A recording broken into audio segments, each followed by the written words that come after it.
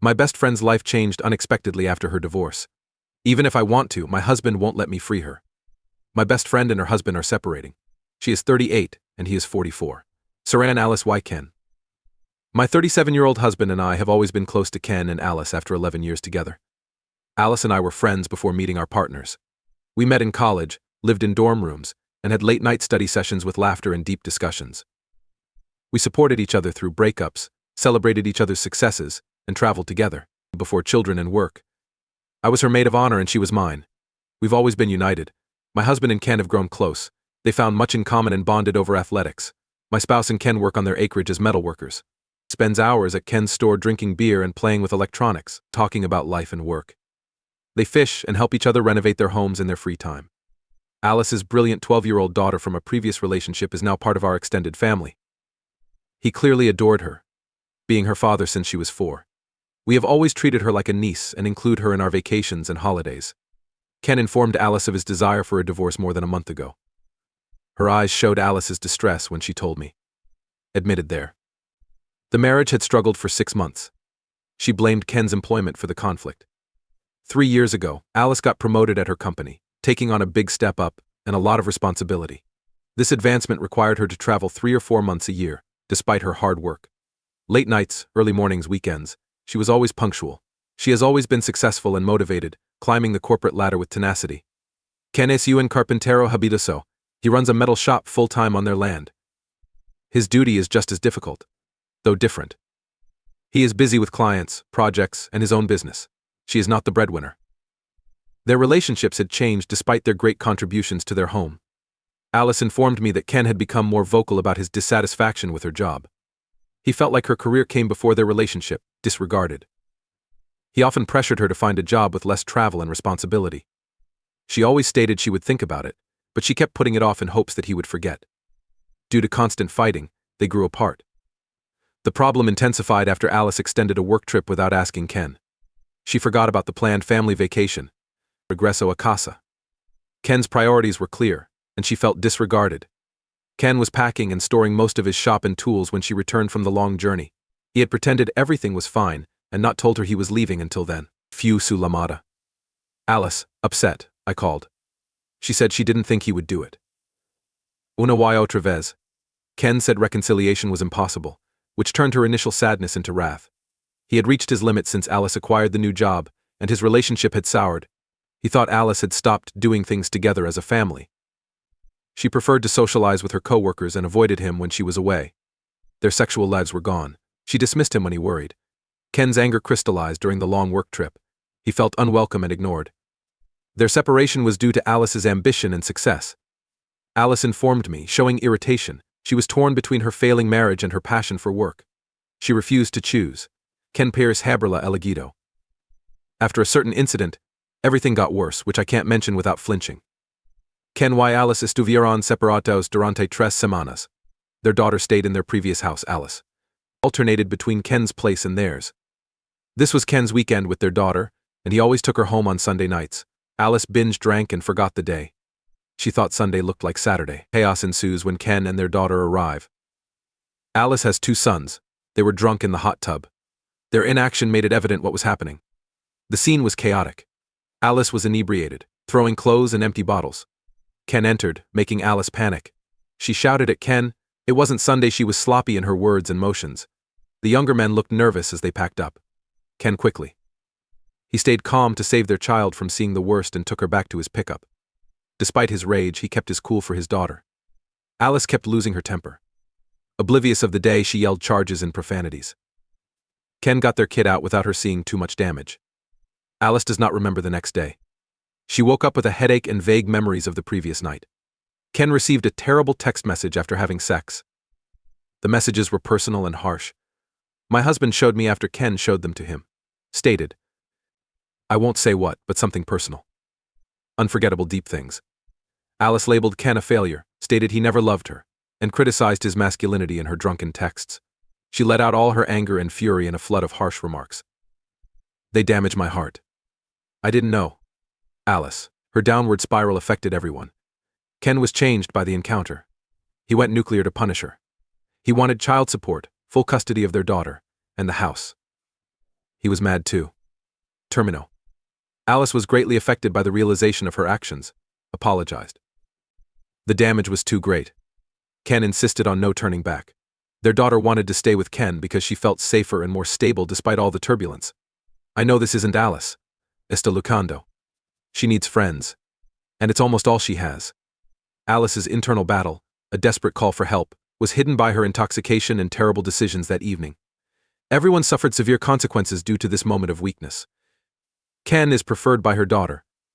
We won't break up over this, my best friend and I. El problema? US wants to break up. His statements about her were terrible. He called her shitty mother despite her love for her daughter. He called her a self-centered effing bee. He doesn't want me involved in her drama and activities. He doesn't see why I want to be around her, saying this is who she is and that she'll change and needs treatment now every time I tell him. Ken's stories are mostly lies, and he's protecting his friend. They were tight for years. Ken is loved by him. It's different for me. Alice and I have a long history before meeting our spouses. He asked me to break off my best friend, which I find absurd, although I don't condone her acts. Alice has requested many dates with me recently. She is lonely and struggling. I knew what he would say, so I went once without telling my spouse. I just wanted to talk to her in person to see if I could help. When I informed him we met, he broke down. He alleged I hid things from him, but I knew he wouldn't understand. If I didn't block her, he stressed we'd have issues. I feel trapped. My spouse, my supporter for 10 years, is on one side. Alice, my best friend, is like a sister to me. Cutting her out feels like betraying myself. The upgrade is unpleasant. I scheduled a meeting with Alice on Saturday morning. I would deliver coffee and help her with chores before her work trip on Monday. Despite her recent behavior, her family and I care about her well-being and want her to be happy. I hoped I would contact my friend for an honest chat. She would consent to treatment and move constructively. Nada ocurrió. Possibly understanding my intentions, she acted angrily when I arrived at her place. Her brusqueness and defensiveness were early warning indicators. She said she was fine and enjoying herself, rejecting my concern. After all her hard work, she said she deserved to rest, especially since Ken was gone. Her defiance was evident. She complained about Ken's ingratitude despite her efforts and donations over the years. She listed all she had done and paid for him, describing herself as the martyr in their relationship. Her speech made me shudder because it was out of character. Ella era, always independent and strong. Now, she seemed to be changing their past for her fiction. Ken works hard and doesn't need her money, helping Alice rise in the company. He was the main provider when they started dating. He wasn't financially dependent on her, even though she makes more than him. Their partnership has always been underpinned by respect and mutual accountability. She portrayed herself as the victim who had been ignored to defend her recent acts. However, I knew. Quital supported her career objectives through thick and thin. Her perception was clouded by the pain and wrath of their breakup. Alice still refused despite my attempts to reason with her. When I sought to talk about her health, I kept getting justifications for her behavior. After what she had been through, she claimed she deserved to have fun. She seemed to be persuading both herself and me. I was stunned by her aggression. Alice was undoubtedly cheating on Ken, my friends said. I inquired to her. She grew defensive, her face flushed with hurt and wrath. She shouted, I can't believe you'd even ask me that attitude. I mentioned the hot tub, an unattractive event's appearance. Redraw the picture. Ken and their daughter joined two drunk young men in the hot tub. Scandal was rampant in the scene. Alice denied cheating. She said it was a fun night with no wrongdoing. She said they were interns at her workplace when I asked for their names. She admitted without fuss. My stomach turned when I asked their age. Que dijo ella? Eran legals. It made me shudder the way she said it. It sounded like a filthy old man's cold and scornful remarks about younger women. Disturbing and disgusting. No me gustaba. Flipping. She appeared to downplay the situation. Ken stepped into the incident, and her cavalier description of the interns were unnerving. She was not telling the whole story, I suspected. She may have cheated. He olvidado mucho sobre ella. Felt like a stranger to longtime buddy and confidant. She was different from the Alice I knew in words, behavior, and manner. She had become unrecognizable and incomprehensible to me. Throughout this journey, I was challenged. Her behavior made it tougher for me to help her. Periodo difícil. Here changed unexpectedly.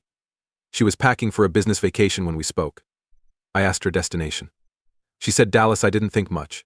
She visits Dallas for business often. Her packing caught my eye. Jackets, long pants, sweaters, hiking boots, and a beanie. She was dressed for October, not Dallas. Her attire seemed nonsensical in the warm Dallas weather. Her vacation explanation made it even more puzzling that I never saw her packing work clothes. Lo más extraño? A unique Mariners jersey from Seattle. Alice isn't interested in baseball. No lo hizo. When I noticed that garment, I was full of curiosity, says pretentious. For a Dallas business trip, why wear a baseball jersey? When I thought about it, it seemed odder. I kept quiet and longed to ask her about the unusual packing list. Given her recent defensiveness, I avoided being accusatory or intrusive. Despite my pain, I tried to stay positive. Alice moved quickly, as if she were packing. The room's urgency intensified with her daughter's impending visit. I let her handle things alone to avoid adding to her stress. Before I left, we hugged. I wanted her to be happy because I loved her. I told her to consider therapy after her trip. I'll think about it, she said, looking at me with a mix of emotions. I clung to the small concession, hoping it might lead to something positive. I couldn't shake the feeling that something was off as I walked out the door. Everything felt wrong, the bizarre packing choices and the evasive answers. I didn't push it. Even though my gut told me otherwise, I wanted to trust that Alice knew what she was doing. Hubby and I sat down to talk about how things went with Alice when I got home. I told him about the clothes she was packing, including long pants, sweatshirts, a beanie, jackets, hiking boots, and a Seattle Mariners jersey. He also thought it was odd. We didn't think much of it at the time, but we both found it strange. Hubby went full internet detective. He was determined to find out. He discovered something that made my heart sink after searching. Who lives in Seattle and has a Facebook profile picture at a Mariners game? Her daughter's father. I was hit by a ton of bricks. The Mariners do have home games next week when I checked their schedule. My hands trembling, I called Alice immediately. She dialed her number. I tried to keep my voice steady when she picked up. Are you going to Dallas? Why, she said. Will you see her ex in Seattle? A full minute of silence felt like an eternity on the other end of the line. The tension was increasing. I warned her not to lie to me. I'll find out, Alice. She finally confessed, right after Ken left her. She admitted to getting in contact with him and talking more. Why mas? He had turned his life around. She claimed she talked about how he had changed, become more responsible and stable, and wanted to be part of his daughter's life again. All I heard was blah blah. I was furious and heartbroken. She was letting him back into her life, even though he had caused her pain in the past. The last thing she needed was to get involved with someone who had hurt her deeply before, especially after everything she had been through with Ken. It made it even worse that she had lied to me and planned the whole trip under false pretenses. I didn't know what to say. I felt a mix of anger, disappointment, and fear for her and her daughter. It wasn't relevant, so I didn't mention her baby daddy in the last post. This man is a piece of shit human being. He kicked her out when she confronted him about cheating on her while she was pregnant. He would slap her, call her terrible names, and degrade her in unacceptable ways. He even had the audacity to say he wanted nothing to do with their child. Desperate, Alice finally reached out to me. I didn't hesitate, broken. I picked her up in Seattle and brought her home after flying. Trying to piece her life back together, she stayed with me for a bit. Those were tough days. Alice was dealing with the trauma of abuse and the daunting task of raising a newborn alone, feeling like a shell of herself. Alice slowly started to rebuild, being a resilient woman. Her daughter became her beacon of hope, giving her strength. She met Ken shortly after moving in with me. He treated her with the respect and love she needed, a kind, hard-working man who was a breath of fresh air. N.U.N. Ken embraced the role of a father to her daughter with open arms. After a year of dating, they moved in together. Alice hadn't experienced stability and affection in a long time, something he provided. Her daughter's first steps, first words, and first day of school were milestones Ken was there for. He stayed up all night when she did not. Read her bedtime stories, taught her how to ride a bike, had a fever. He was her father in every sense that mattered. Alice had escaped a nightmare, making their little family seem perfect. It's painful to see how far things have fallen apart when thinking back to those days. Alice went from a loving relationship to her current situation. Her current choices are baffling and worrisome, considering what she went through with her baby daddy. She's letting him back into her life, despite knowing firsthand the kind of person he is. Es como watching her return to a burning building. It is unbearable to think of her daughter being exposed to that man again. Ella miras algo mejor. Alice deserves better. She can't see it because she's lost and blinded by pain and confusion. She is willing to risk everything for a man who never deserved a second chance, as if she has forgotten the horrors of her past. Me da miedo todo esto. Even more for her. I told her this was the worst thing she could do among all the recent things she's done. I laid it out for her, my voice shaking with anger and disappointment. After what he did to her and how he treated her, I couldn't believe she would ever speak to that man. He wanted to meet his daughter one day. She kept saying he had changed and it was years ago. But I didn't care. Even if she chose to forget them, the scars he left, both physical and emotional, were still fresh in my mind. Something inside me snapped when she said he wanted to meet his daughter. I think I blew out my voice screaming and yelling into the phone so loud. Are you crazy? To us, after everything he did to you. Vas a dejarlo volver a tu vida? En la vida de tu hija? Her pain and suffering because of that man fueled my anger, making me beyond furious. Le dije que había terminado con ella. I told her not to contact me again if she gets on that plane to Seattle. Le colgue. Once she called back and texted. I ignored it. I no longer had the energy for her. My husband held me while I cried all night on the couch. He didn't boast. He didn't give me an attitude. He told me he was sorry and just let me cry. I apologized for my best friend's destructive choices. I was caught in the middle of this mess. Sorry. I felt completely drained. The weight of my words and the finality of what I had said lingered heavily. She was my confidant, my rock, my sister in every important aspect. I was watching her walk down a path that would lead to more heartache and devastation. The thought of losing her forever was almost unbearable. She was willing to rewrite history for reasons I couldn't understand. A man who had caused her pain. The memories of helping her rebuild her life and watching her grow stronger and more independent now seemed distant and futile. There was nothing I could do to stop all the progress she had made from slipping away. The only thing keeping me from falling apart completely was my husband's arms around me. This morning Alice texted me. She said she's a big girl now and can look after herself. She apologized for lying to me. She brushed off my concerns with dismissive words. A slap in the face, history. All the support I had given her meant nothing, as if everything we had been through together. There was nothing more I could do to stop her stubborn pride from leading her down a dangerous path. I asked her if she was still going to Seattle. I hoped she might change her mind and reconsider. Her reply was a simple, unyielding yes, sealed the deal with that one word. I blocked her number, feeling a mix of anger and sadness. Phew. Terminado. I told Ken everything with a heavy heart. Not surprised, he was upset. His eyes mirrored my own sadness. He said he was sorry I'd lost my friend, acknowledging how close Alice and I were. His empathy provided comfort amid turmoil. I told him I was sorry for his loss, that the woman he loved had drifted from him. You were right. I feel like an idiot. I feel betrayed, maybe selfishly. I watched her throw away our friendship after I had invested so much and stood by her side through thick and thin. A deep wound was left by the sense of betrayal that I doubted would fully heal. Alice's decision to reconnect with the man who had caused her pain was a betrayal of herself, her daughter, and our friendship. It was heartbreaking to witness her undoing all the progress she had made. I had done everything I could but still failed to save her from herself, feeling powerless. The recent events tainted the memories of our once comforting and joyful friendship. Cada risa, cada momento compartido. Her betrayal overshadowed every moment of support and understanding. Sometimes you can't save someone from their own choices, no matter how much you care for them. I felt a mix of emotions as I processed the end of our friendship. A sadness, disappointment, and anger, sense of guilt. Había hecho suficiente? Could I have done more? Even though I knew the answers wouldn't change the outcome, these questions haunted me. Now I had to live with my choice as Alice had made hers. A kid just lost her mom. My friend lost his wife. And I lost a friend. There will always be someone willing to guide you through your darkest times, no matter how challenging life becomes. It is essential to find such individuals. Maintain and cherish those relationships.